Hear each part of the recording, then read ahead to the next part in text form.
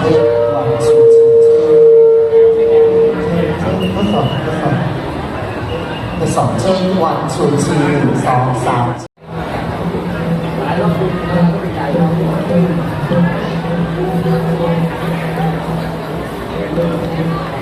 วันนี้ประชาสัมพันธ์นะคะ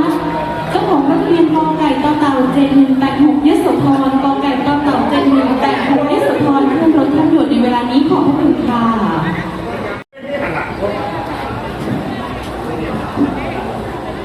กราบสวัสดีค่ะพี่น้องชาวพนมไพรที่รักและเคารพพี่น้องคะ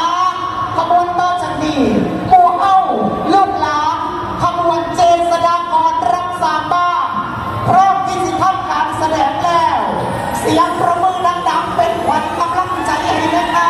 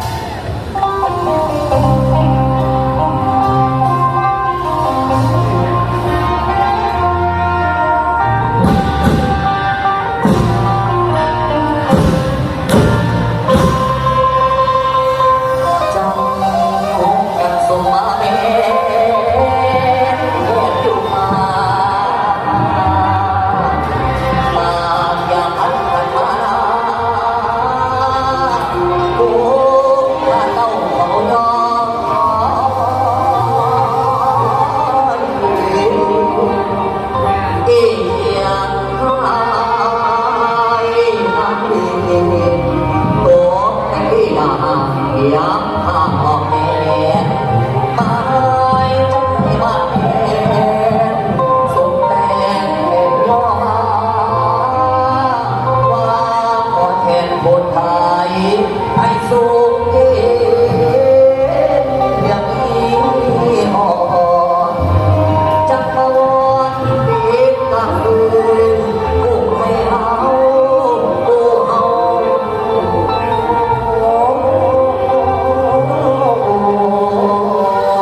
และนกเอาเพื่อนพวกคุณโทษทำโมสัพพอนแทนเจ้าบ้านพวกเรา ให้สุขีวันนี้นอโอ้ยนอมาซื้อวันวันน้ำกันดีดาวันวันน้ำกันดีดาปากกาปากกาขอฝากขอคนเอ๋มาโอ้เปิดดูมา โอ้เฮาโอ้เฮาโอ้เฮาโอ้โอ้ดูกระโอ้เป็นโตไหว้พระเจ้าองค์เดชะโตวานะโมสังโฆบอกไหว้พระกำแพงไทยเดินโต ดาวหอคนที่มาสุขสีโอ้มาบุญปืนไม่เดินตาตื่นลงมาสมบูรณ์ห้องโอ้โอ้เฮาโอ้เฮาโอ้เฮามาแล้วโอ้สุดเฮาโอ้มาแล้วโอ้แล้วมาโยมาโยน ก่อนเจ้าก่อนก่อนวันลาดาวสถาบุญมาแก่นแก่ให้พักให้แม่ส่งบุญพระนามาให้มวลให้ท่านศิลป์ตื่นโอ้อยู่ดีเดินดีเดินมาเป็นสีดำสีแดงหรือบ่สีก็ดอหรือว่าจังใดเป็นจังใดว่าทำโคโดโอ้เฮาเฮาเฮาไม่ไม่ใหญ่อาตาอุ้ยผีตะบ้าของเทวดาลูกลงมาใส่ตื่นดับ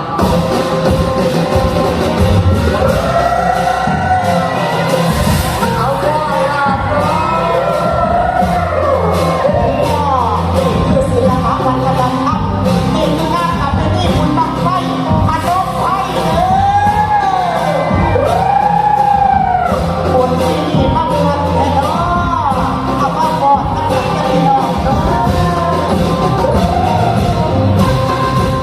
เสียงที่แก่นใจ